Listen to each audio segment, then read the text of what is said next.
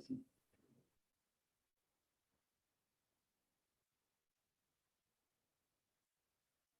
Bien, sean todas y todos bienvenidos a la novena y última sesión de este segundo ciclo del Seminario Virtual de Estudios Históricos y Sociales de los Saberes sí.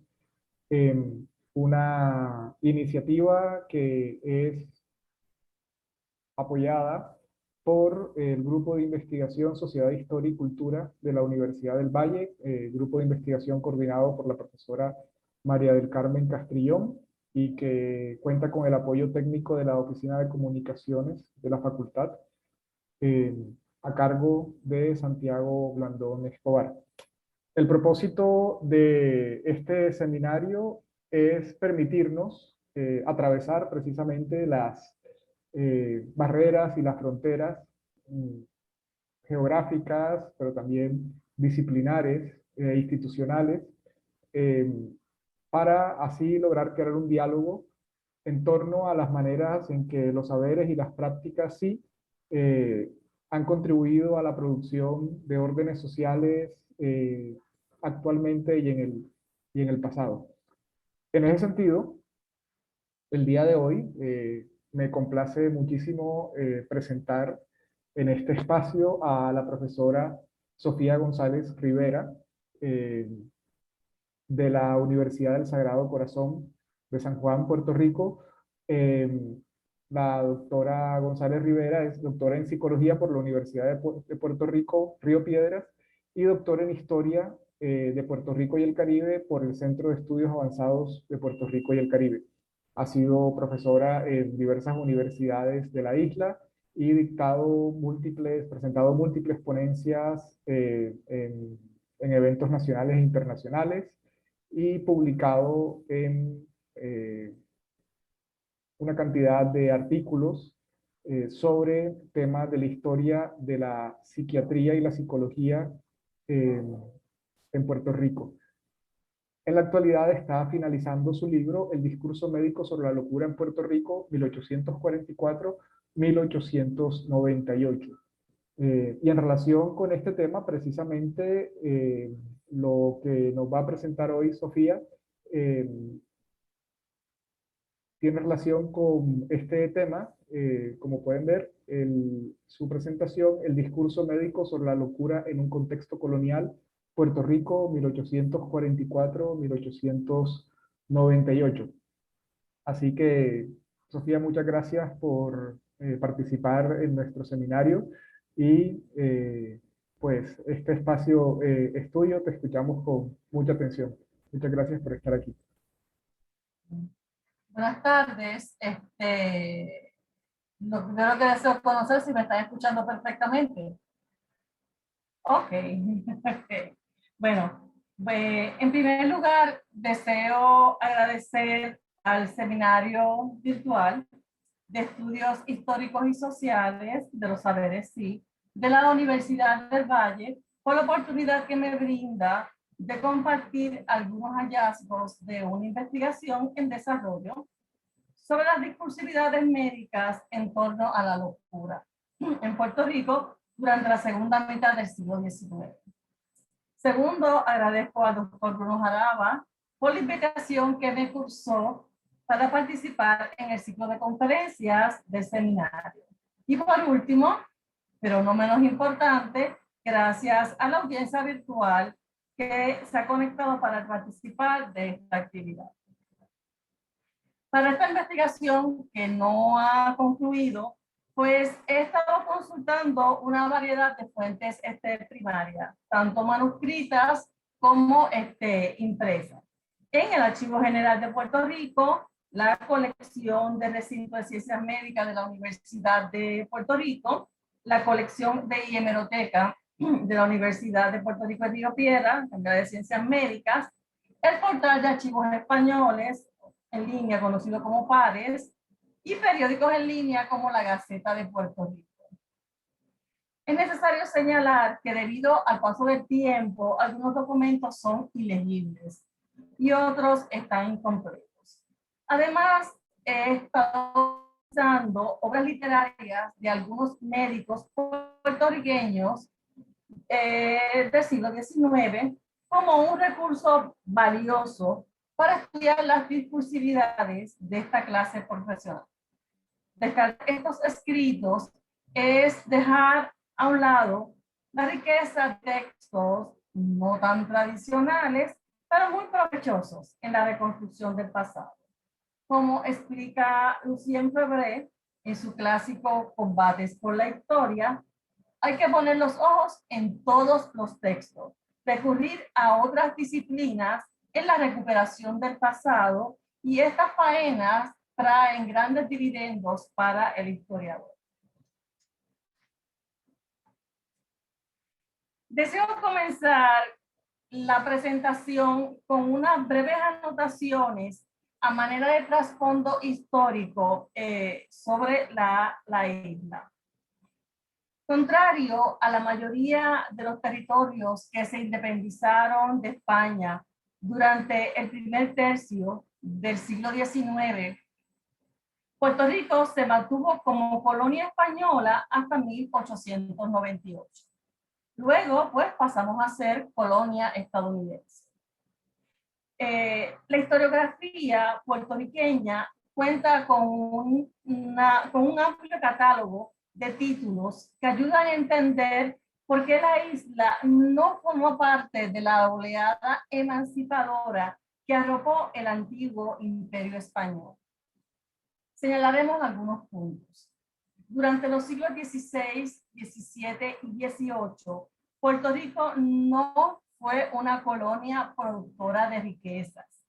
Después de la euforia inicial de la temprana colonización, con el poco oro que se extrajo y los grandes obstáculos para establecer una rudimentaria economía sacarina, la isla perdió su atractivo económico.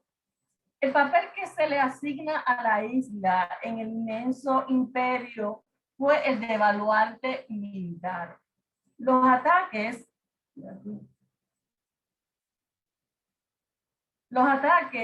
que sufrió la isla en 1595, 1598 y 1625 por las naciones enemigas de España evidencian la importancia de Puerto Rico como punto estratégico militar. Esta circunstancia contribuyó que desde mediados del siglo XVI, cuando la isla se convierte en una capitanía general, se inicia una merma demográfica que se va a prolongar a lo largo del siglo XVIII. Se calcula que para 1680 Puerto Rico a duras penas alcanzaba los 8,000 habitantes. La mayoría de ellos dispersos, ¿verdad?, por los campos con poco contacto con las autoridades civiles y religiosas. La economía era una economía de autoconsumo y el principal vehículo de intercambio comercial era el contrabando. Como señala el historiador Arturo Morales Carrión, el contrabando con los ingleses, con los franceses y los holandeses establecido por las Antillas Menores fue el único medio de adquirir mediante trueque artículos para la cotidianidad como telas, velas, etc. Durante este siglo podían pasar hasta 30 años sin que un barco comercial español llegara a la isla. Las reformas del siglo XVIII, bajo el reinado de Carlos III, fue el primer paso para incentivar una economía lucrativa dirigida al comercio exterior legal. Eso no significa que el contrabando dejara de existir. Con esta apretada síntesis, ¿verdad?, de 3 siglos de historia, lo que pretendo destacar es que no es hasta mediados del siglo XVIII cuando en la isla comienza a forjarse y a manifestarse una clase de propietarios criollos. Más interesante es que las reformas que en parte encendieron la chispa para que las burguesías coloniales de tierra firme se rebelaran contra la metrópolis opresora, aquí en Puerto Rico las reformas favorecieron a la embrionaria clase propietaria durante el siglo XIX. El historiador Francisco Ascarano lo resume en los siguientes términos.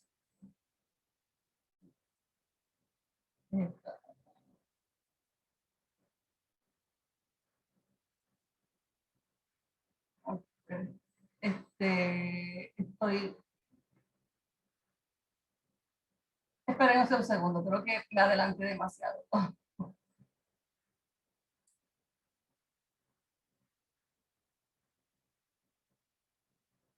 Lo voy a leer porque parece que no escribí lo de Ascarano en el PowerPoint. No lo coloqué, pero lo voy a leer.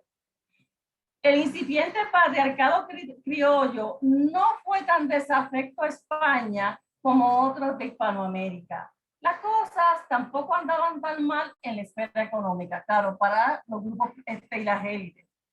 La economía agrícola iba en ascenso gracias a las reformas. La fortuna sonreía a quienes, con sus grandes extensiones de tierra y sus esclavos, producían café o azúcar para exportar. La vía del reformismo resultó más provechosa en el aspecto económico. Las clases propietarias salieron beneficiadas económicamente del periodo turbulento de la Revolución Atlántica. Sigamos. Afianzado el poder metropolitano en la isla, el siglo XIX transcurrió al vaivén de leyes especiales, gobernadores investidos de facultades omnímodas o poderes absolutos, bajo la más estricta vigilancia de la policía, bandos de gobierno y reales decretos provenientes de la metrópoli. Las directrices del sistema educativo, obras públicas, comercio, sanidad, imprenta, religión, en fin, todo dependía directamente del Ministerio de Ultramar, que como se imaginarán se encontraba en la península.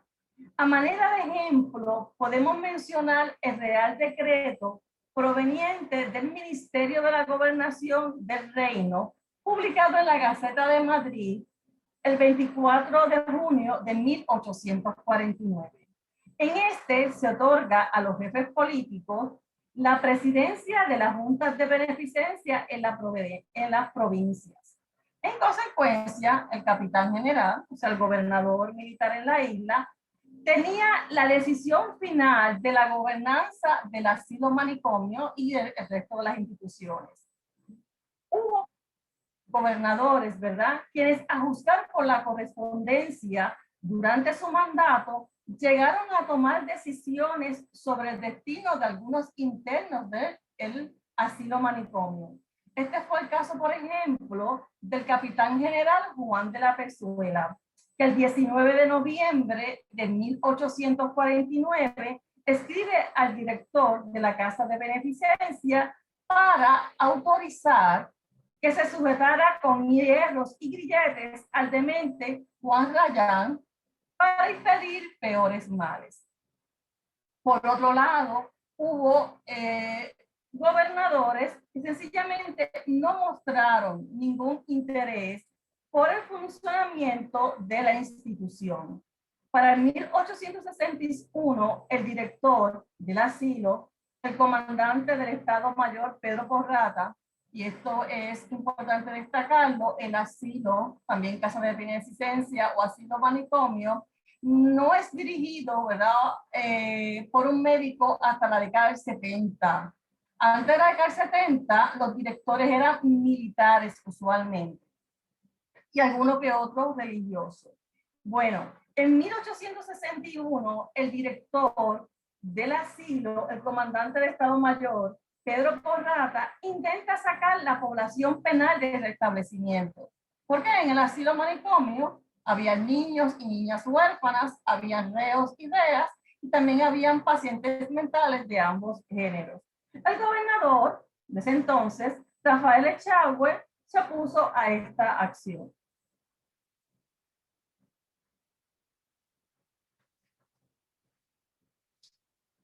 La Casa de Beneficencia de Puerto Rico se inaugura en el 1844, por eso es que inició la investigación en el 1844 y obviamente la termina en el 1898 porque es cuando se da el cambio de soberanía.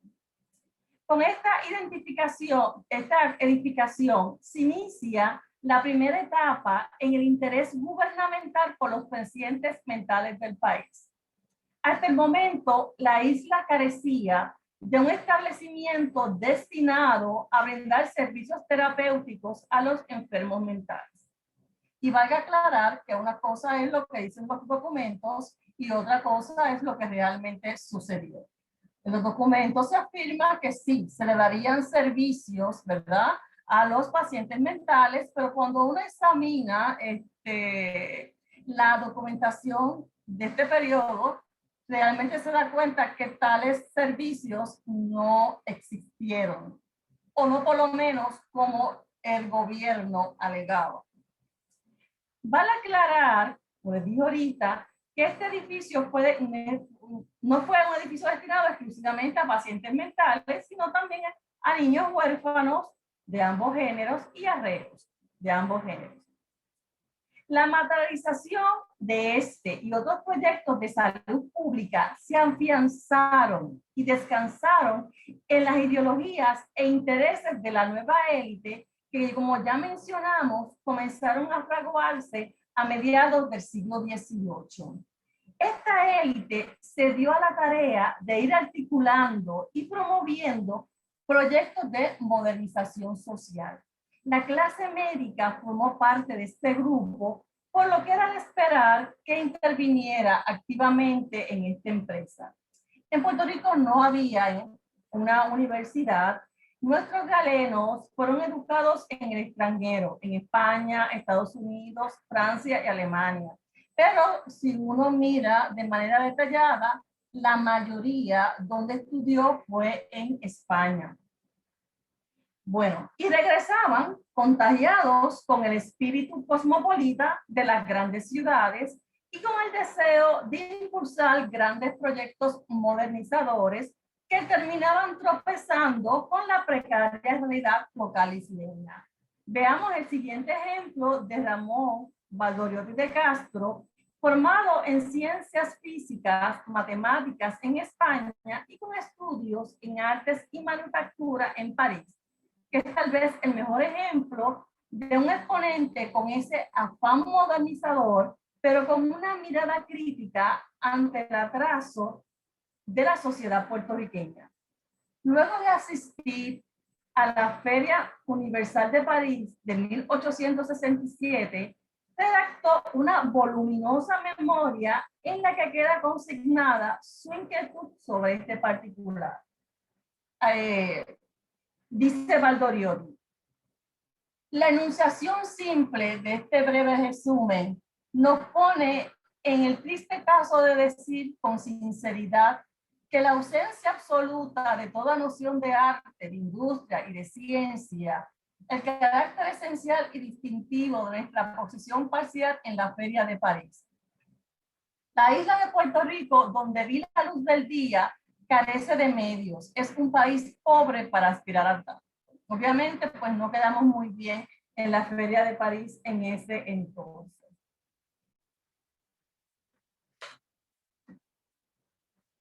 En este contexto de modernizar, ¿verdad?, en este deseo de modernizar en la precariedad en la que se inserta el discurso médico sobre las enfermedades mentales.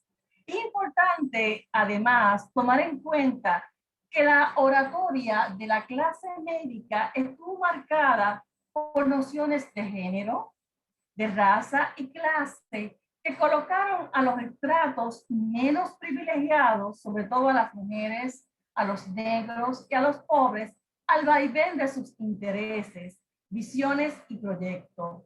La oratoria médica no solo reflejó las ideologías locales, sino que además evidencia los intentos de esta clase de adaptar a la realidad cotidiana las directrices y acercamientos que provenían de la filósofía. En esta segunda parte de la presentación, deseo compartir con ustedes algunas características generales del discurso médico en Puerto Rico.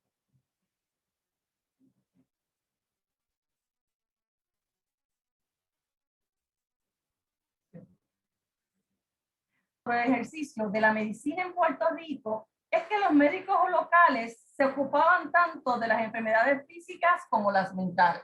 O sea, hacían de todo. En algunas instancias, su conocimiento sobre las patologías mentales era producto de las lecturas fuera del aula y de la experiencia. Sobre esta situación, el doctor Rodríguez Castro señala: Puerto Rico, que cuenta con un cuerpo de médicos brillantes, no tiene un solo alienista. A lo que se refiere ahí es que no tiene un solo médico que se dedique exclusivamente al ejercicio de la psiquiatría, porque no puede tenerlo. El tratamiento de las enfermedades mentales no puede hacerse a domicilio. Los facultativos tienen que abarcar todos los ramos de la ciencia médica y quirúrgica. Deben añadir a ellos un estudio, el más difícil y menos práctico de todos, el de las enfermedades mentales.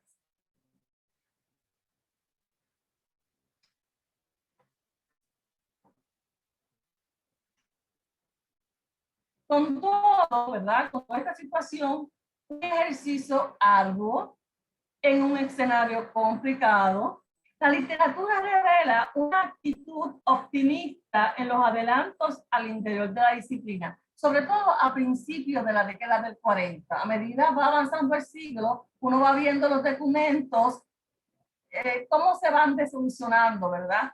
Pero sí, en estas primeras décadas, en 40, 50, vamos a ver en los documentos una actitud optimista en los adelantos al interior de la disciplina. Incluso en los referidos que ellos llenaban, ¿verdad? Para los pacientes mentales, al final siempre incluían frases como: debe ir al asilo manicomio porque allí este es el lugar donde, ¿verdad?, logrará esta persona curarse de sus males.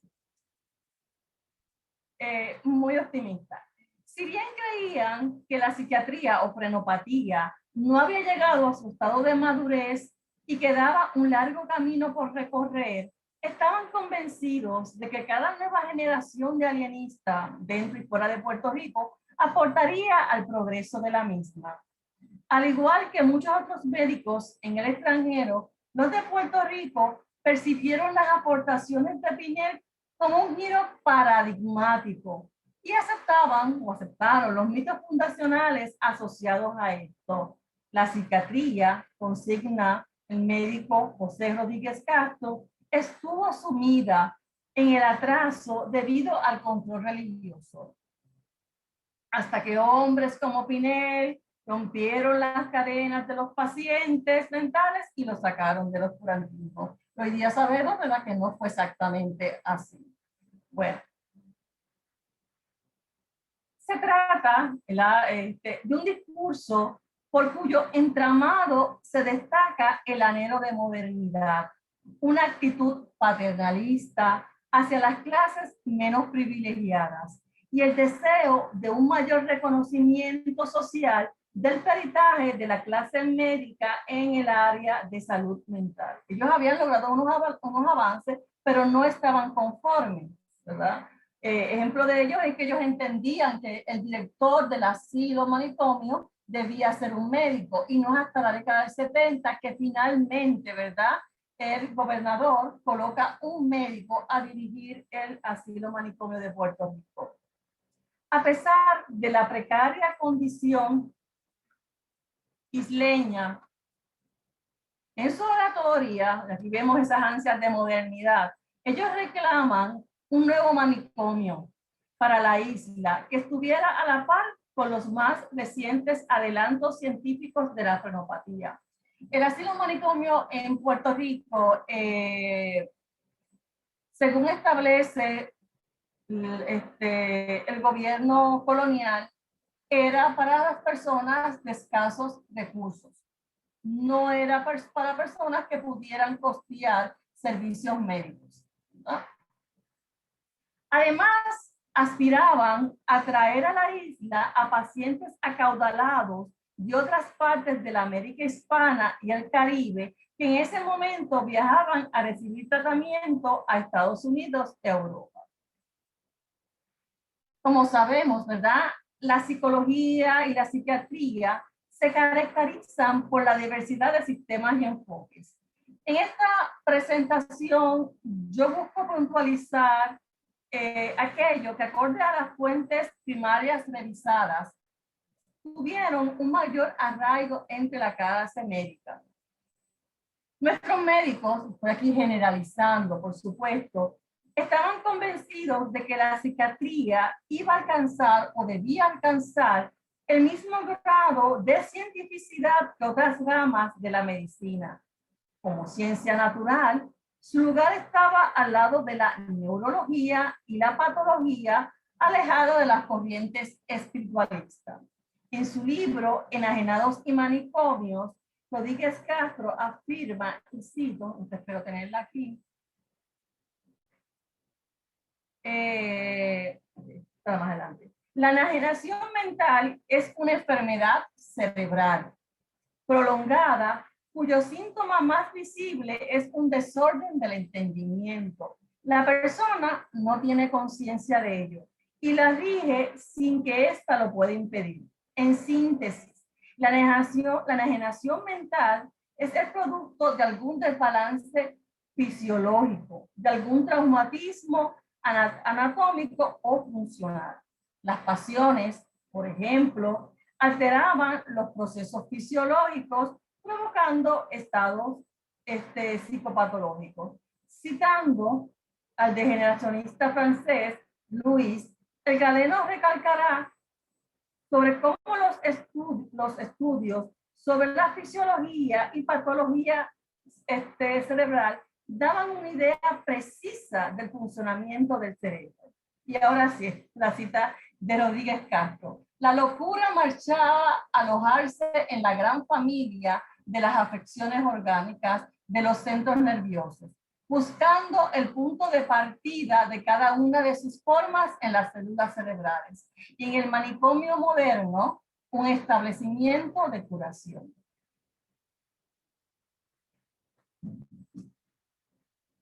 Cabe preguntarse si existieron médicos en una corriente menos organicista en el país. La respuesta es que sí, sí los hubo. A manera de ejemplo, puedo mencionar a Francisco Hernández y Martínez, que intentó compaginar la doctrina católica con el discurso científico. Sobre Hernández, Francisco Hernández, el doctor Francisco del Valle Artiles señaló: sí, era católico, profesaba la filosofía espiritualista, pero con potencia intelectual, para comprender que la tutela absoluta, tiránica de la metafísica sobre la ciencia es el aniquilamiento de esta. Por eso luchó y se afanó en todos los momentos de su vida para ponerlos de acuerdo, no deprimiendo ni negando las verdades de la ciencia, sino buscándoles sencilla y satisfactoria explicación dentro de sus creencias católicas. Esto que les acabo de presentar es un fragmento de una biografía por encargo que le hacen a Del Valle Artiles sobre Francisco Hernández y Martínez. Es un homenaje póstumo. Y cuando uno lee el documento, uno lo que percibe, ¿verdad?, es que él lo que quiere señalar es que, bueno, era católico, pero un hombre de ciencia. Bien, proseguimos. Era el manicomio moderno, ¿verdad? Como les dije, aquí nunca lo hubo. El establecimiento de la curación del enfermo mental. En la isla, como se pueden imaginar, este tipo de institución nunca se cristalizó. La Casa de Beneficencia, que tenía un departamento para locos, nunca contó con los recursos para atender este tipo de población, independientemente de lo que dicen los documentos oficiales. Para la década del 60, el gobierno insular comenzó a ampliar la casa para aumentar el espacio destinado a los alienados. Buscaban hacer un anexo, ¿verdad? Construir un anexo a la casa de beneficencia que se dedicara exclusivamente a los pacientes mentales. Tendría la capacidad de 100 para 150 pacientes de ambos sexos, 75-75. La guerra con Santo Domingo en 1863 impidió que las nuevas facilidades, aún sin finalizar, fueran destinadas a los pacientes mentales. Las terminaron utilizando como hospital militar hasta 1866.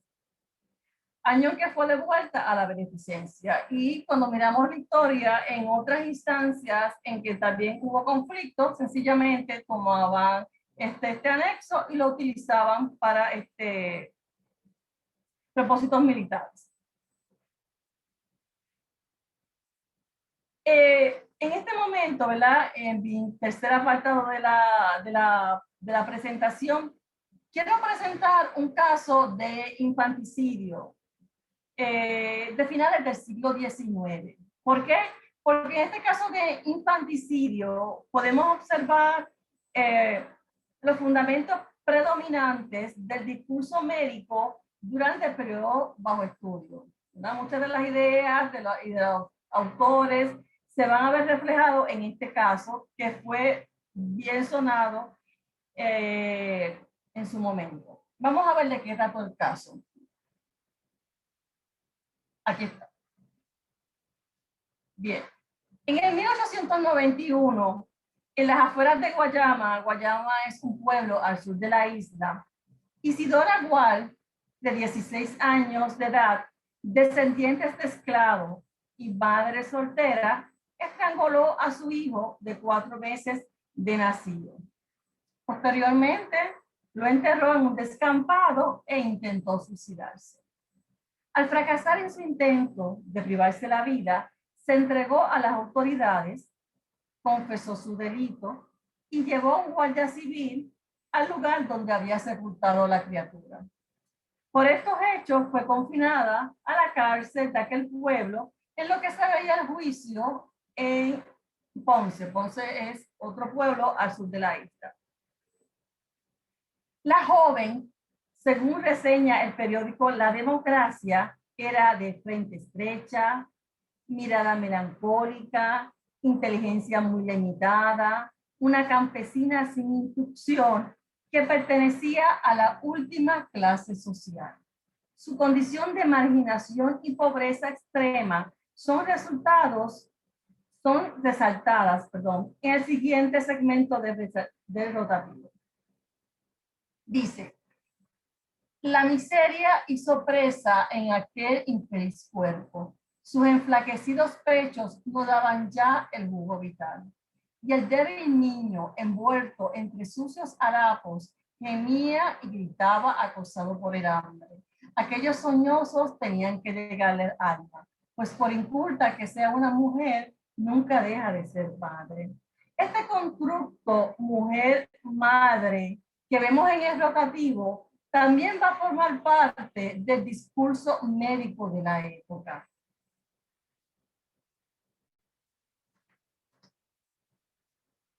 Acto seguido, en la noticia, se pasa a juicio moral sobre la conducta sexual de la joven por mantener relaciones ilícitas con un hombre de la hacienda en la que trabajaba y cuyo fruto fue el niño que asesinó. El rotativo suscribía que eran los médicos quienes debían determinar, y estoy citando ahora, ¿verdad?, si en aquel cerebro había rayos de aurora o sombras de noche tempestuosa. Entre los galenos las opiniones estaban divididas. No obstante, estas discrepancias y estos alijos de debates en los foros judiciales y en la prensa, porque los debates entre ellos, las desavenencias llegaron a la prensa, nos permiten entrever diversas posturas teóricas y clínicas sobre la locura entre la clase médica insular a finales del siglo XIX. La documentación consultada revela los teóricos de los cuales se valieron los médicos en su práctica. A petición del juez de Guayama, que es donde ocurre, ¿verdad?, el infanticidio, los médicos titulares, Joaquín Sabater y Augusto Vilaret, tienen un informe inicial sobre el grado de responsabilidad de la acusada en los actos que se le imputaban. ¿No? Entonces, la primera evaluación que se le dedica, que se le hace a Isidora Aguad. Escritos publicados en la prensa por el doctor José Rodríguez Castro, uno de los médicos que vio el caso en Ponce, puntualiza algunas de las posturas asumidas por los galenos en Guayama. Este da a entender que Sabater y Vilaret tenían cierta inclinación hacia las ideas cronológicas de Gall, Spurgeon, Combe y Cubil. La observación de los galenos de Guayama sobre la reducida, aunque bien conformada cabeza de Isidora, ¿verdad?, incitó enérgicos ataques de Rodríguez Castro. Para este último, Rodríguez Castro, estudioso de las posturas del Lombroso, la simpleza del escrutinio antropométrico de Sabater y Vilaret le parecía poco menos que una práctica anacrónica. Las discordancias entre Sabater y Vilaret, Rodríguez Castro y Ramón A. de Torres. Rodríguez Castro y Ramón A. de Torres son los médicos contratados por la audiencia de lo criminal para que emitieran juicio sobre la salud mental de la imputada. ¿Okay? Pues las discordancias entre ellos no se circunscribieron a los debates sobre el cráneo de la imputada. Luego de observar a la joven en la cárcel, conversar con los empleados del penal y con algunos familiares, Sabater y Vilaret concluyeron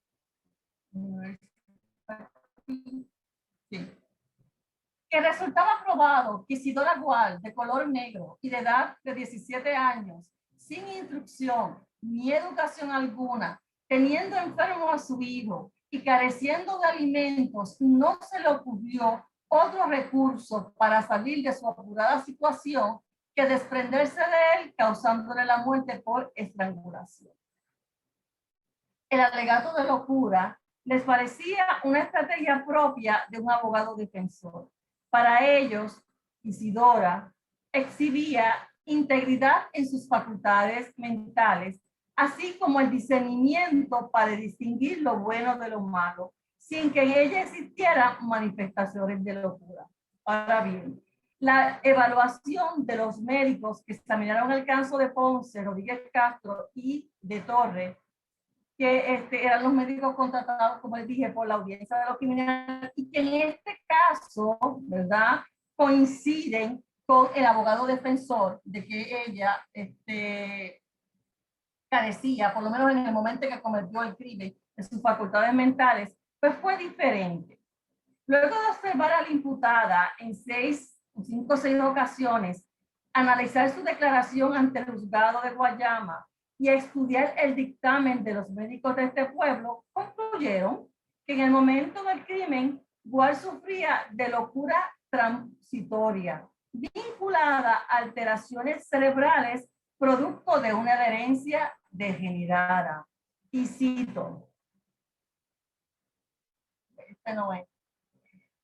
Si bien hoy Isidora Gual se halla en la plenitud de la razón, en el momento de cometer el crimen estaba bajo la influencia de una locura momentánea, o mejor dicho, el desequilibrio completo de sus facultades mentales.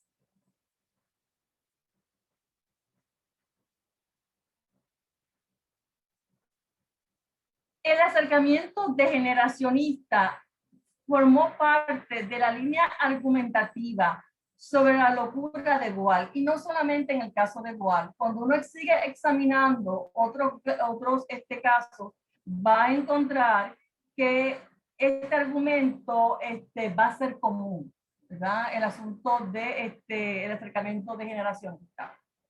La tara familiar se usó para sostener la irresponsabilidad de la acusada.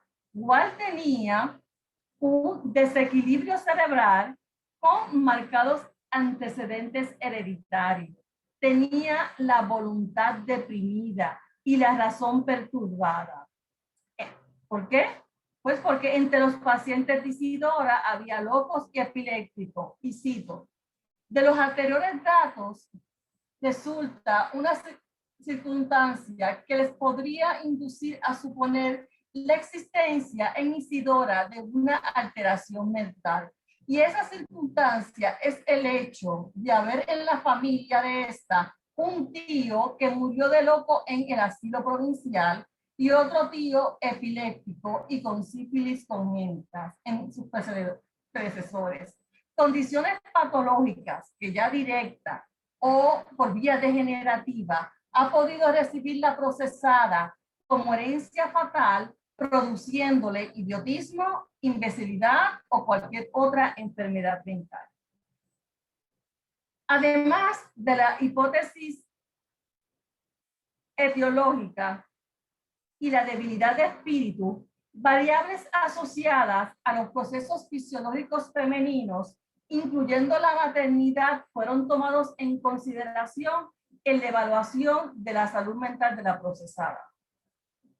La menstruación fue asociada, y no solamente en Puerto Rico, también fuera de Puerto Rico, por algunos alienistas decimonónicos con irresponsabilidad mental en la mujer.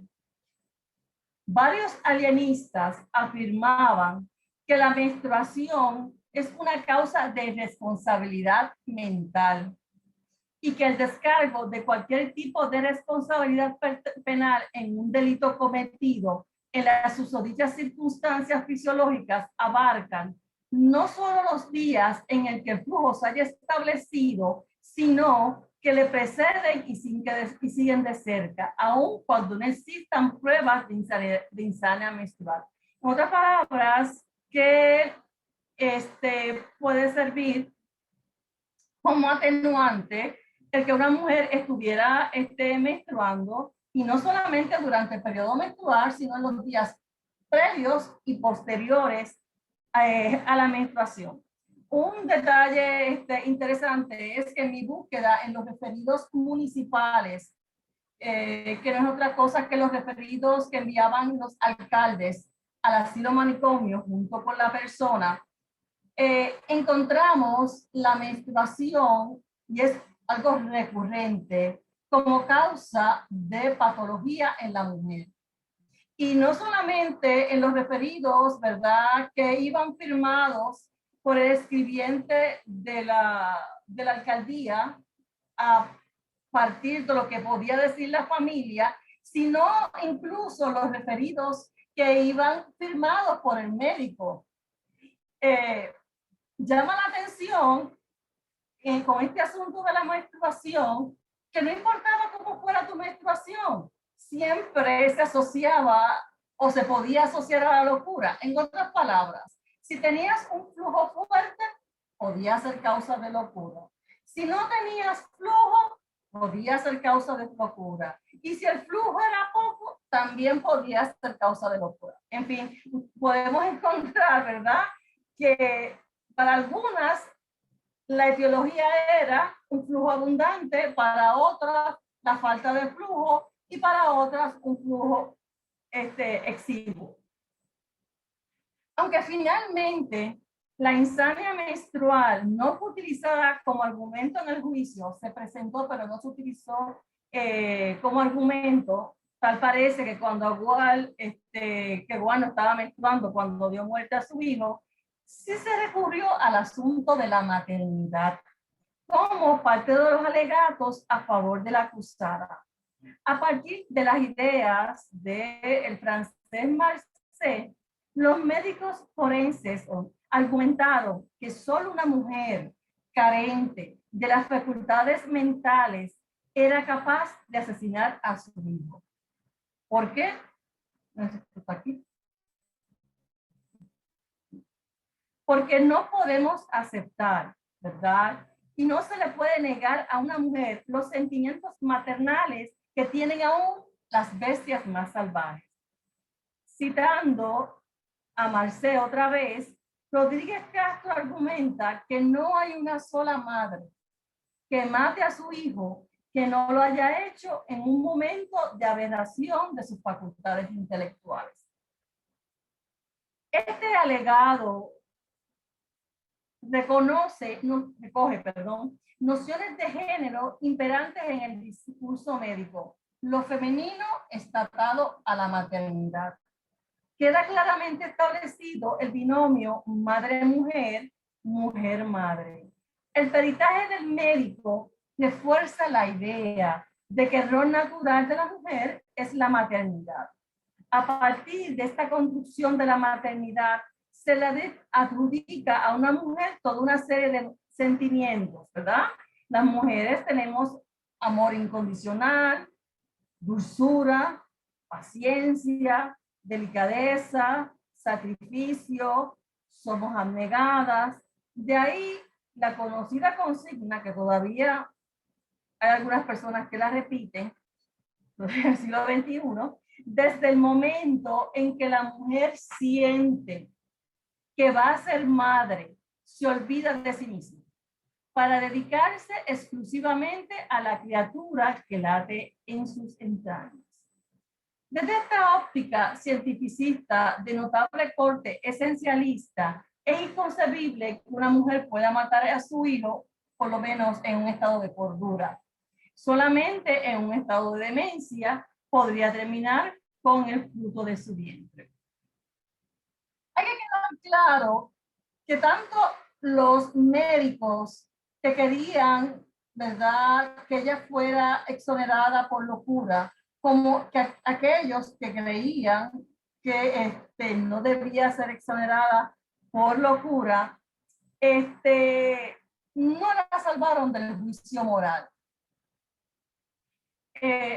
Al igual que los médicos de Guayama, los médicos pensaban que Isidora era una desmoralizada.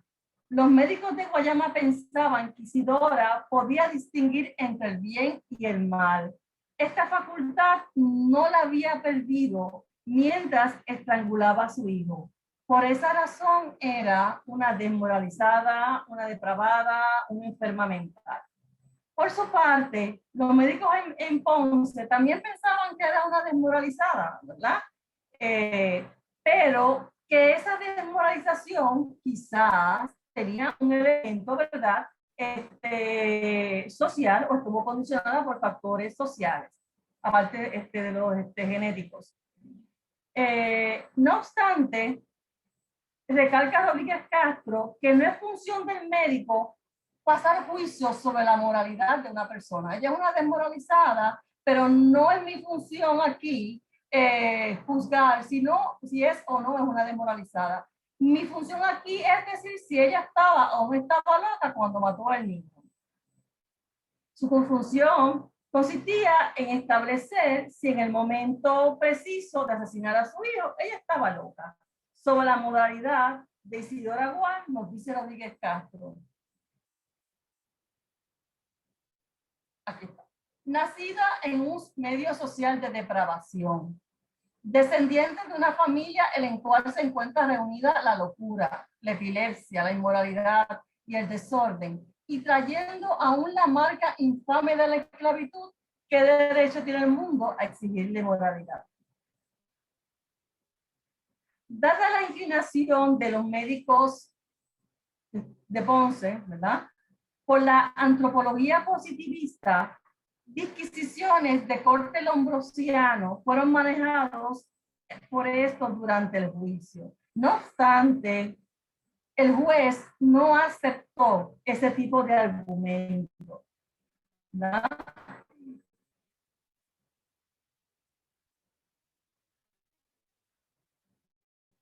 Okay. Comenta el juez. La antropología es una escuela moderna que quizás en el futuro tenga algún fundamento legal. En el informe final, posterior al juicio que emitió la audiencia de lo criminal de Ponce, queda consignada el lugar de dicho sistema, que dicho sistema daba el juzgado. No aceptaron las ideas lombrosianas, no las aceptaron porque en España tampoco se aceptaban, no había mucho, ¿cómo diríamos? Aceptación, ¿verdad? De las ideas lombrosianas. En el fallo, estamos hablando en los juzgados, en el fallo condenatorio, dice el juez, así, considerando que los legistas médicos deben tener conocimiento profundo para explicar las funciones del alma, no solo por las reglas anatómicas y fisiológicas del sistema nervioso, que solo puede sostenerse con hipótesis más o menos racionales, que es lo que descansa la nueva escuela positivista italiana de Lombroso, Ferri y Garofalo, victoriosamente combatida en España por Aramburu y en Italia por Lucchesi. Rodríguez Castro y el otro médico no tardó en ripostar y comenta: no sabíamos que nuestras ideas no iban a ser aceptadas, ¿verdad? Las ideas de Lombroso, Garofalo y Ferri no podían hallar eco en los tribunales de justicia por cuanto los códigos españoles aún no se han informado de ellos. Porque la escuela positivista ha sido en España duramente combatida y porque los ilustrados de esta excelentísima audiencia, celosísima en el cumplimiento de la ley escrita, no habían de causar su criterio por los argumentos que nosotros presentáramos, tratándose precisamente de uno de los casos más difíciles de la medicina legal y de nuestra poca competencia en estas materias. El fiscal pidió 14 años, 8 meses y un día de reclusión para Isidora.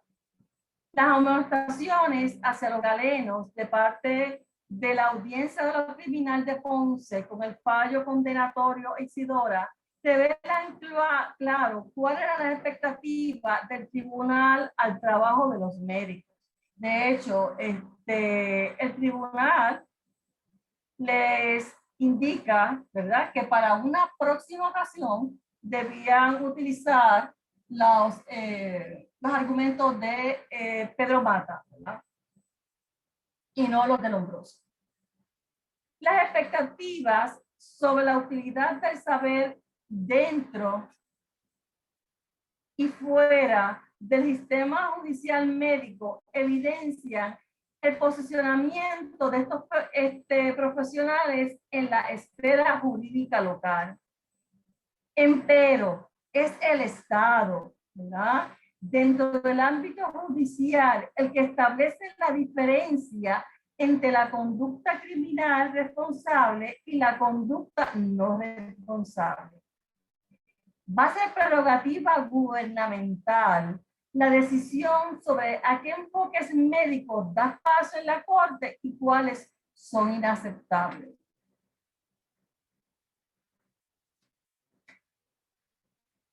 La frustración y la molestia de los médicos ante la decisión judicial se patetiza, ¿verdad?, en la siguiente cita. 3 días después, la excelentísima audiencia de lo criminal, al dar su fallo condenatorio a la procesada, nos condenó a nosotros, ¿verdad? La audiencia puso en entredicho nuestro prestigio y conocimiento forense. Bueno, y aquí lo dejo, ¿verdad? Sus preguntas y comentarios sé que enriquecerán este trabajo. Muchas gracias, Sofía, Ahora, por tan interesante exposición. Y entonces, a partir de este momento, pueden intervenir libremente, pueden activar los micrófonos. intervenir o pueden también escribir por el chat.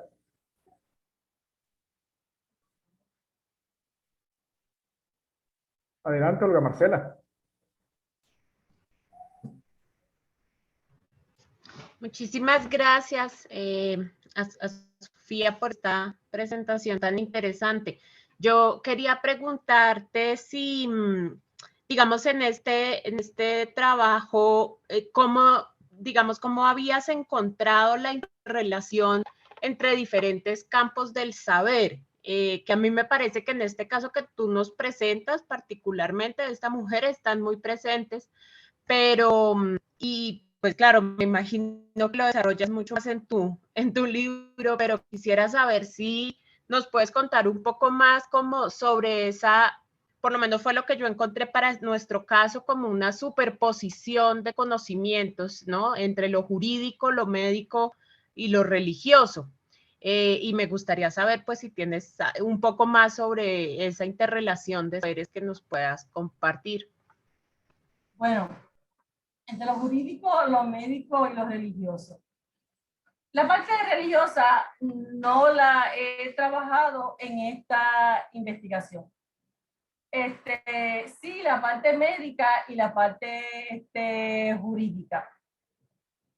Como se presenta en el caso de Isidora Gual, una cosa es las teorías y las propuestas de los médicos en su trabajo cotidiano, en su trato con los pacientes. Y otra cosa es lo que la corte, ¿verdad? O el sistema judicial está dispuesto a aceptar.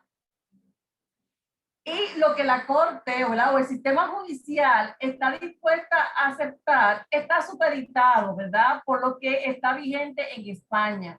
En este momento, ¿verdad?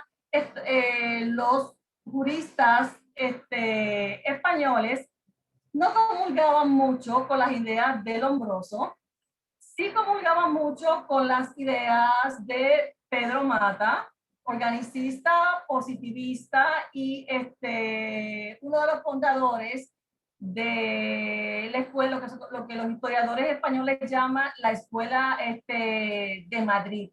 Así que hay que distinguir entre, incluso en España, entre el trabajo que ellos hacen en sus prácticas privadas y el trabajo, ¿verdad? O lo que pueden utilizar en el sistema judicial. Para darte otro ejemplo, luego de este juicio hay otro donde Rodríguez Castro y su compañero son llamados para que evalúen a un hombre, ¿verdad? De nombre Francisco Corchado, que asesinó a su mujer a machetazos.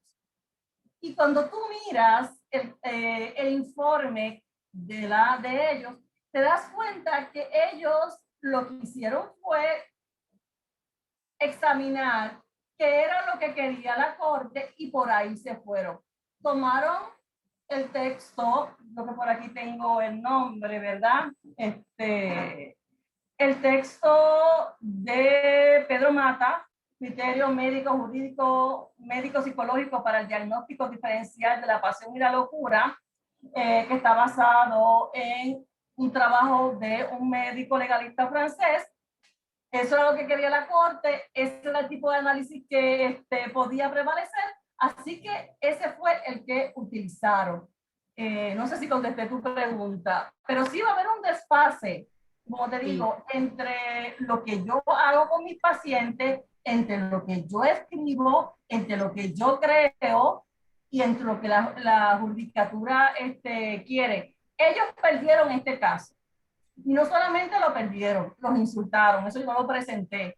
Cuando termina el caso, el juez, como dicen en mi país, no sé, barrió el piso con ellos. ¿Ok? Fue un regaño bien, bien fuerte. Prácticamente les dijo incompetentes, en otras palabras. Entonces, cuando uno trabaja con personajes históricos, no sé si te pasa, uno llega a conocerlos, o por lo menos cree que los conoce, Y yo te puedo decir que Rodríguez Castro era una persona con un ego bien grande. Por lo menos eso es lo que se percibo a través de sus documentos. Era un ego bien grande. Y él no iba a permitir que otra vez perder un caso.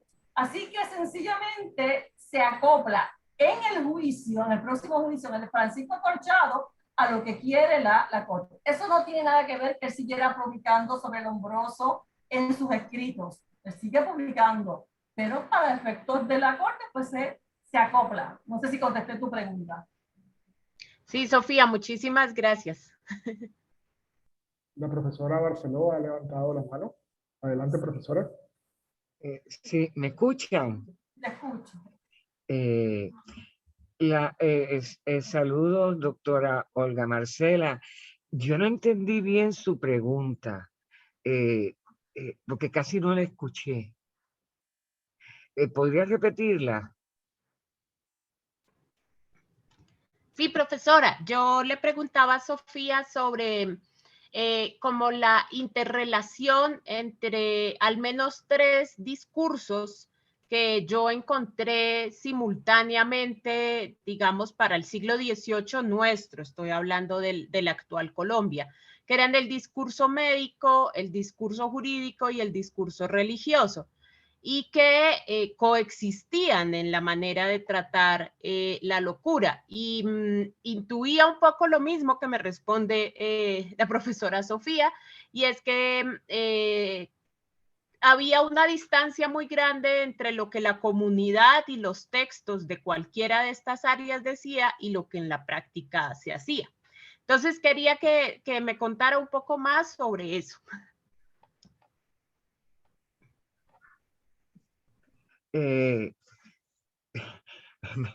Perdí la conexión un momentito. Es que aquí en Puerto Rico tenemos problemas.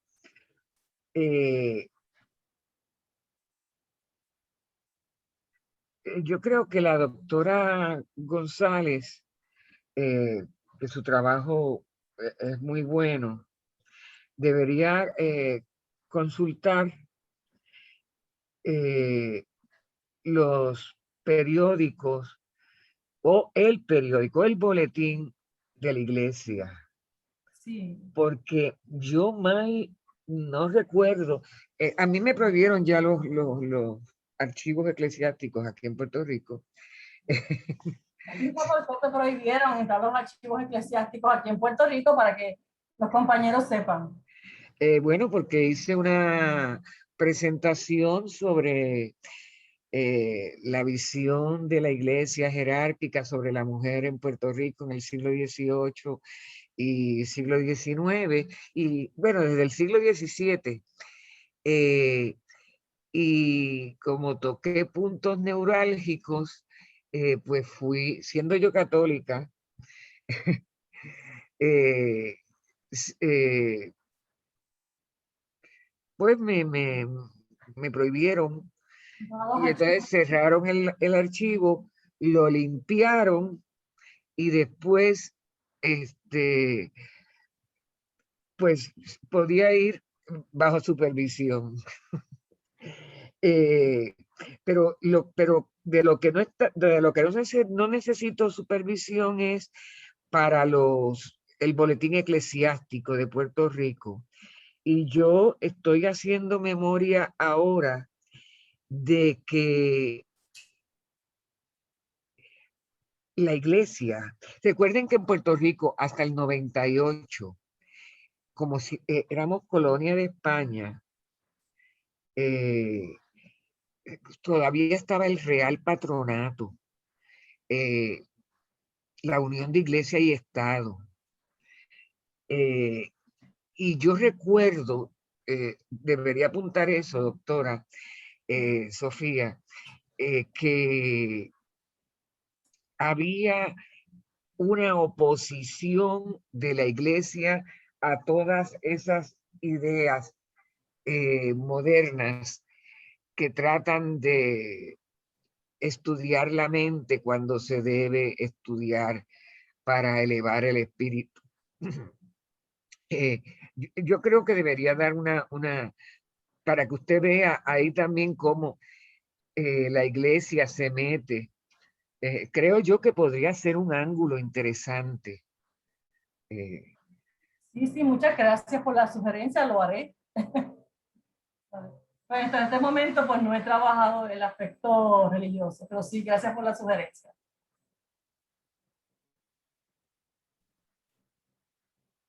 ¿Alguna otra? Sé que me extendí, no me di cuenta, eran 40 minutitas de una hora, pero nadie me hizo así corta, ¿no? Como hacen en Puerto Rico, corta. No, no, aquí la idea es que, ¿no? Pues cada quien, cada expositor desarrolla su tema de la manera en que más cómodo se sienta y después desarrollamos la conversación dentro de las posibilidades que tenga cada quien. Así que aquí podemos estar, pues, todavía, eh, todavía tenemos espacio para discutir. Yo, de hecho, lo que vería para aportar a esta discusión, lo que veo es que ya en este punto, lo que uno ve pues en esta situación controversial que se establece entre los peritos y los oficiales del tribunal, es también me parecería un conflicto cultural entre esta comunidad académica eh, y de pronto las instituciones oficiales, en este caso de justicia, de la metrópoli.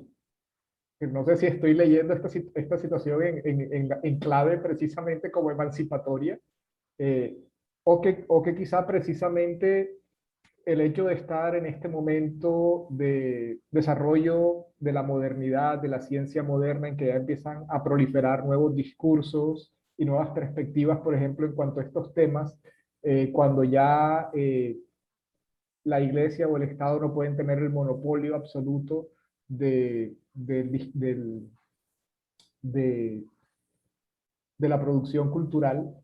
eh, y cuando efectivamente no hay una universidad en Puerto Rico, digamos, que concentre y que también establezca como ese control del discurso erudito, se preguntaría uno si quizá lo que se ve aquí no es precisamente una tensión entre una comunidad que quizás es más cosmopolita, que quizás está viendo las cosas más allá del marco que quiere establecer la metrópoli y las instituciones de esta misma metrópoli. O sea, podríamos quizá leer incluso este conflicto esta controversia que se da en este caso puntual como expresión de una tensión cultural más amplia. Me sugiere a mí un poco la manera en la que la has narrado, Sofía. Pues yo creo que sí, que la atención la hay entre la academia, y no solamente en la academia o los académicos, refiriéndome académicos a los médicos y el sistema judicial, que desde la perspectiva de estos académicos está atrasada. Pero esa atención no solamente se da aquí, sino que también se va a dar en España, no solamente localmente. Hay en este momento, por lo menos hasta lo que yo he podido encontrar, hay mucha importación de estos modelos de vanguardia, pero vienen a través usualmente de España. Porque también en los tribunales españoles se intentó, ¿verdad?, por algunos, que las ideas de Lombroso, ¿verdad?, se colaran, por decirlo de alguna forma, y no tuvieron pues el apoyo de gran parte de la judicatura. Sí hay tensión, claro. Y yo pienso, ¿verdad?, aunque no he estudiado el aspecto religioso, que parte de la tensión entre lo jurídico y lo académico hay un elemento, es el elemento religioso, que trata de alguna forma, ¿verdad?, siempre de alguna forma controlar, a veces de forma directa o a veces de forma un poco más solapada, el desarrollo del conocimiento, porque algunas de estas teorías no eran aceptadas en la corte sencillamente porque contradecían o no apoyaban algunas posturas religiosas.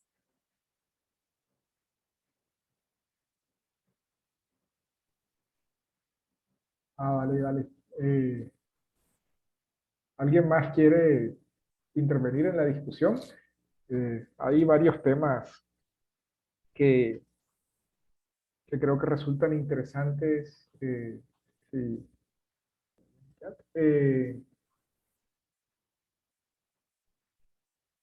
a mí, por ejemplo, también me llama la atención, pues precisamente la presencia del discurso degeneracionista eh, y otra vez en relación con quizá los usos políticos que se pudieron haber dado de él, porque sí sabemos que en toda América, incluyendo Estados Unidos, pues este fue un discurso que en los siglos XIX y principios del XX pues fue muy, muy importante y dirigió muchas políticas públicas.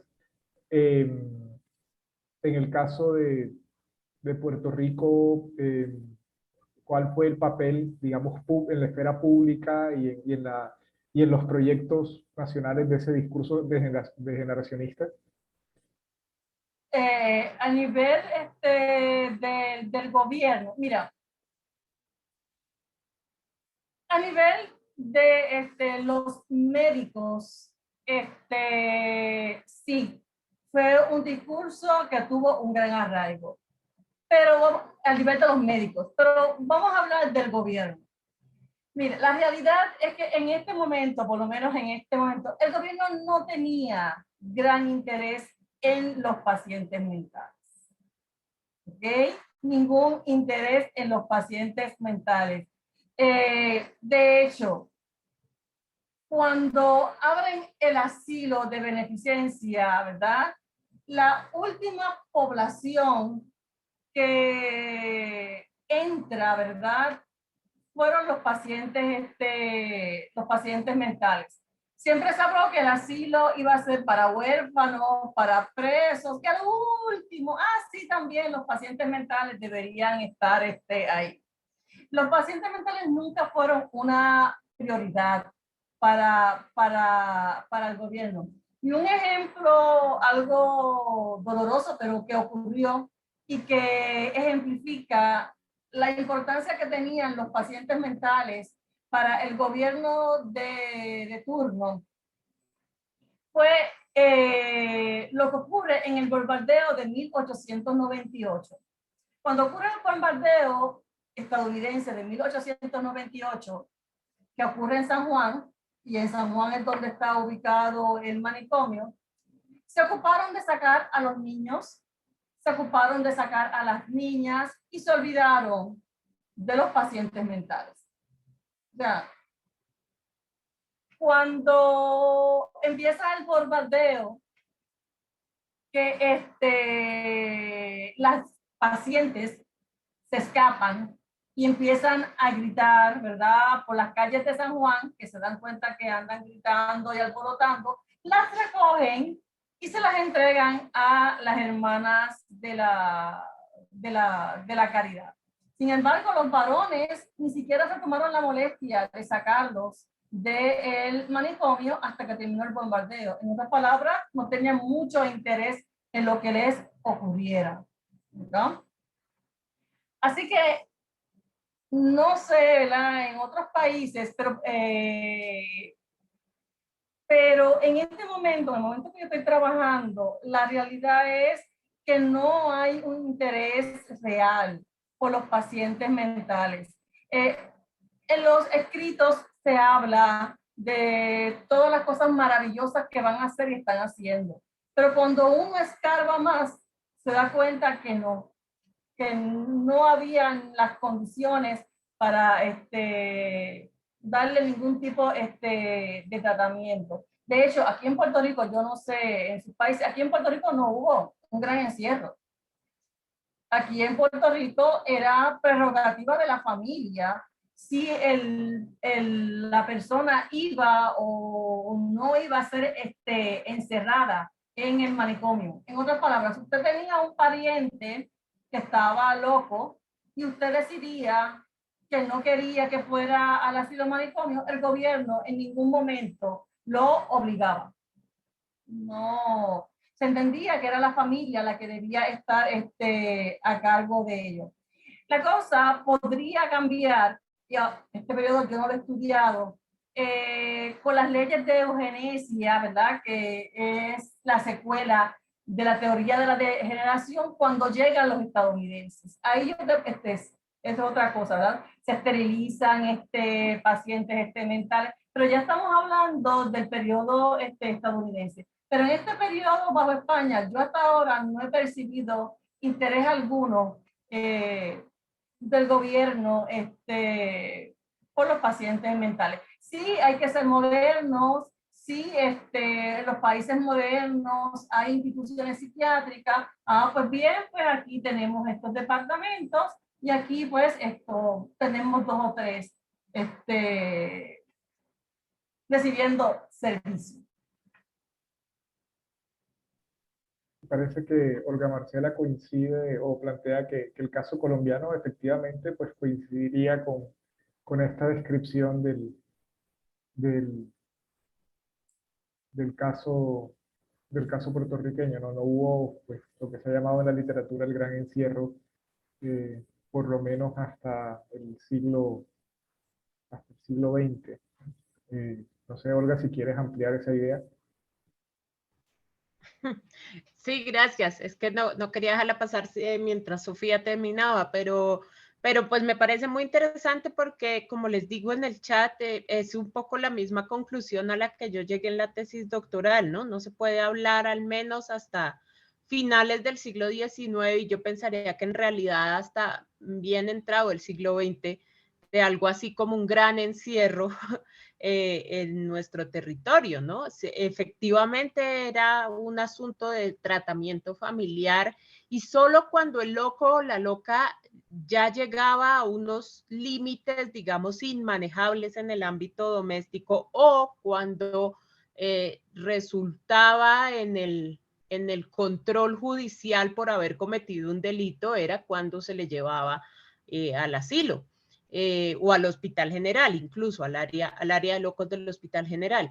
Y digo que me parece muy interesante también porque creo que historiográficamente es una conclusión a la que se está llegando en varias latitudes de América. En México, Cristina Sacristán dice exactamente lo mismo, ¿no? Dice, aquí no hay gran encierro hasta que se, digamos, se hace masivo pues el tema en las grandes ciudades, sobre todo en el Distrito Federal, y pues todo la idea del manicomio de la Castañeda y todo lo demás, pero pues esto es también finales del siglo XIX y comienzos del siglo XX. Entonces a mí siempre me llama mucho la atención cómo empezamos a llegar a estas conclusiones un poco a contravía de lo que pareciera ser ya el estándar historiográfico, ¿no? Y eso pues me parece que es una evidencia que el archivo muestra y que es bastante llamativa. En el caso de Puerto Rico, el manicomio era para personas de escasos recursos. El primer manicomio para personas con recursos económicos se establece en el siglo XX. Las personas Exacto. que tenían, sí. Las familias con recursos económicos que tenían pacientes mentales tenían que encargarse de ellos. O los encerraban en un cuarto o sencillamente los mandaban al extranjero, a algún hospital. Sí, sí. Al campo o a la hacienda o sí, claro. Pero esa referencia de clase que hace Sofía también nos hace pensar un poco precisamente en lo que nos mostraba, como mencionaba, al principio de este ciclo, lo que nos ha mostrado pues el trabajo de Mauro Vallejo, precisamente también para esta época, segunda mitad del siglo XIX, principios del siglo XX, en el caso de Argentina y de Buenos Aires en particular, más con el caso de, digamos, las nerviosidades, las histerias y las neurosis, ¿no?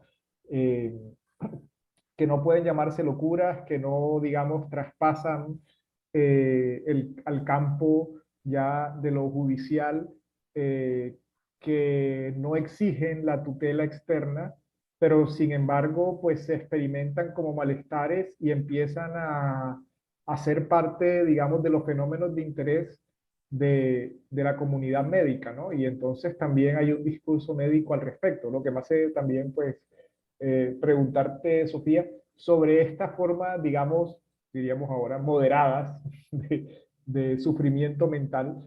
Eh, ¿Hay algo en esta literatura, en este discurso médico puertorriqueño, o definitivamente el interés de estos galenos estaba puesto sobre la locura, digamos, transgresora y, eh, pues sí, abiertamente eh, heterónoma? Eh, Pues sí hay interés en otros tipos, ¿verdad?, de condiciones. Por ejemplo, vamos a encontrar literatura sobre alcoholismo, vamos a encontrar literatura sobre drogadicción, incluso vamos a encontrar que algunos de ellos atendían pacientes con problemas de alcoholismo en sus clínicas privadas. Y eso lo vamos a encontrar. Que no solamente interés en el paciente transgresor, transgresor de la ley, no sé si esa era tu pregunta, ¿no? digamos, en el enajenado, sino que si había un discurso y había un interés, digamos, por, como digo, pues, por, por estas formas de nerviosidad, de apatía, de melancolía, de Sí. neurosis, que como digo, no se trata de alienados que deban ser sometidos al encierro o al aislamiento, que no sean, que, digamos ya no pueden responder por sí mismos o que entran en el ámbito ya de lo judicial porque pues cometen transgresiones que deben ser juzgadas por tribunales, etcétera, sino que quizá incluso ellos mismos demandan algún tipo de atención, ¿no? Sí hay en la clínica, en su práctica privada, como te dije, he encontrado casos de personas que han sido atendidas por adicción y alcoholismo, e incluso en los sectores de escasos recursos, personas con melancolía que fueron remitidas, epilepsias, que fueron remitidos al asilo manicomio y que fueron atendidos allí. Sí. Nosotros nunca sabíamos cómo se curaban, ¿verdad? Al final del siglo XIX dicen que hay médicos que decían que era la casualidad, que realmente era lo que propiciaba el cambio, o sea, que no se debía a ningún tratamiento. Pero sí cuando miramos los referidos, porque muchos de los expedientes se han perdido, pero los referidos, tenemos referidos de personas con melancolía, como te dije, con adicciones y otras condiciones. Pero tampoco hay mucho trabajo escrito. No sé cómo es en tu país, pero aquí no hay mucho trabajo escrito. Aquí realizar una historia de la psiquiatría es escarbar y buscar los recovecos, a ver dónde consigues un documento que te pueda ayudar. No todos los médicos escribieron, no todos los documentos se han guardado. Así que con un documento aquí, un documento allá, uno va poco a poco reconstruyendo la historia de la psiquiatría en ese periodo.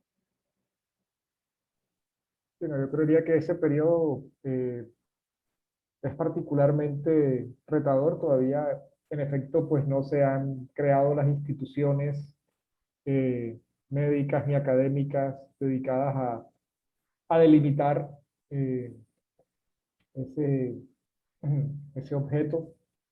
Eh, Así que efectivamente es un trabajo casi arqueológico, una verdadera arqueología la que se hace en general en estos países cuando se trabaja este periodo, ¿no? Sino que lo diga Olga Marcela.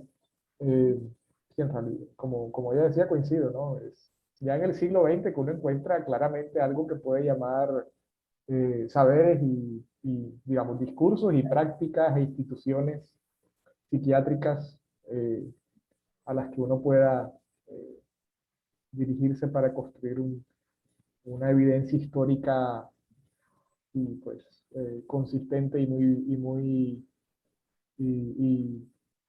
ampliamente documentada, ¿no? Hacia atrás es realmente difícil, ¿no?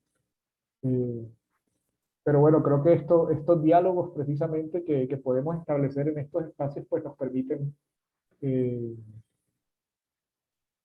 o en España, si ahí sí no tengo idea realmente cómo sea el caso español. No sé si la profesora Barceló quisiera comentarnos algo Sí, sobre eso.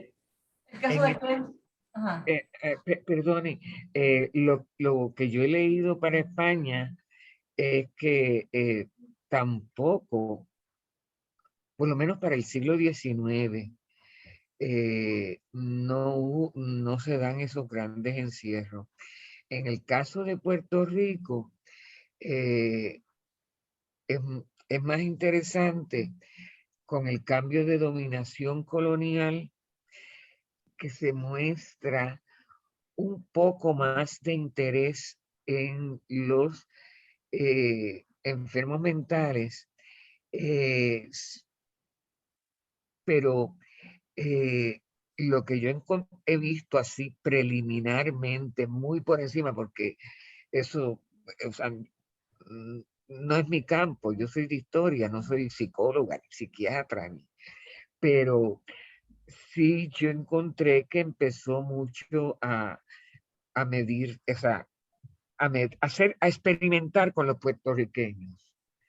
Se nos utilizó como conejillos de India, y en Estados Unidos ni se diga. En Estados Unidos lo que yo he leído es que no hubo un gran encierro en el siglo XIX, que el gran encierro se empiezan a dar con estas enormes instituciones eh, que eran unos monumentales edificios eh, donde experimentaban con los pacientes. Eh, Aquí en Puerto Rico se experimentó, pero a menor escala.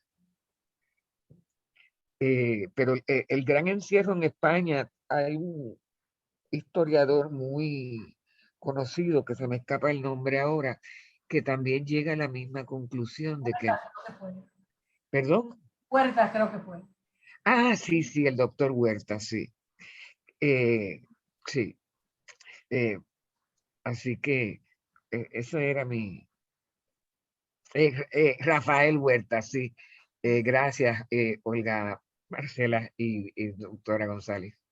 En el caso de España, la situación de los manicomios en el siglo XIX es diferente. España tiene dos sistemas de manicomios. Uno para pobres, ¿verdad? Que estaban en condiciones paupérrimas, como estaba el de Puerto Rico, y unos manicomios para personas con recursos. Y esos manicomios para personas con recursos incluso hasta se anunciaban en los periódicos, se promocionaban. Y pues no estaban en las condiciones que estaban los manicomios para la gente de escasos recursos. Esos manicomios tenían, pues incluso hasta departamentos para las familias si se querían quedar con ellos. O sea, usted tenía un paciente y quería quedarse un tiempo, pues en el mismo manicomio, ¿verdad? En las afueras había apartamentos para que usted se quedara.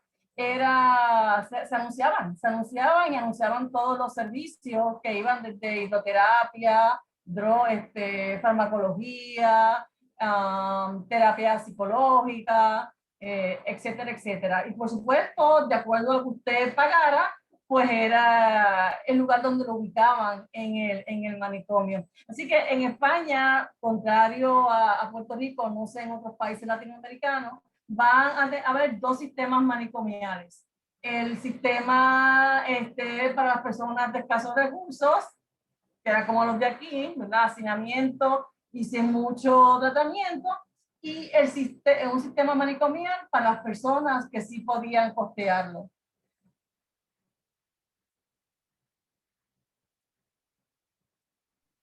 Es interesante esto. Eh,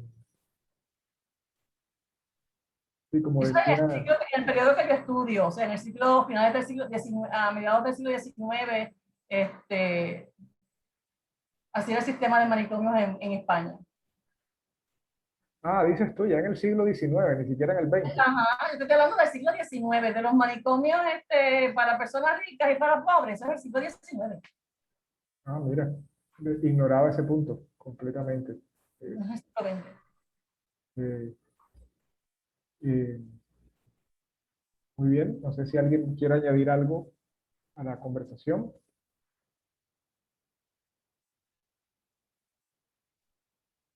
Yo quisiera, por cierto, mencionar que en esta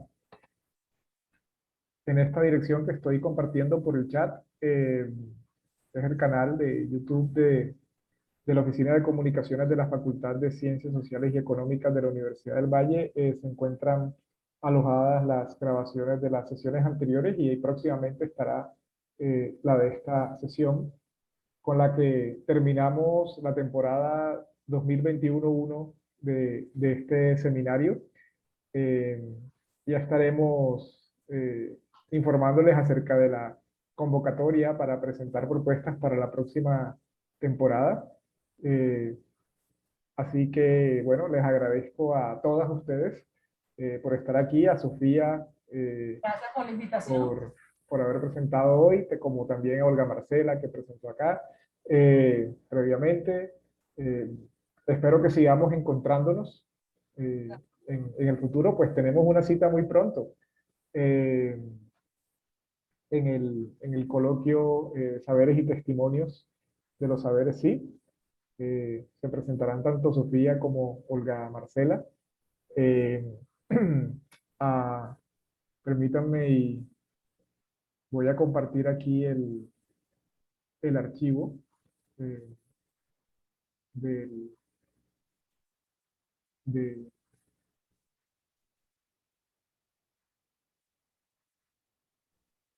aquí les dejo el programa del coloquio que se transmitirá por el canal de YouTube, perdón, por el Facebook Live de la cuenta de YouTube, de Facebook, de, de Saberes Sí, que se llama.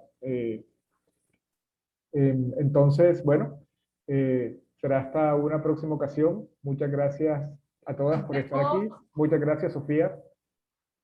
Hasta A su pronto y que orden. esté muy bien. Cuídense mucho. Igual. Muchas gracias, feliz noche. Gracias, Olga, que estés muy bien. Gracias. Nos vemos. Igualmente, buenas noches. Buenas noches. Buenas noches, Gracias. profesora Barceló. Gracias, gracias a ustedes.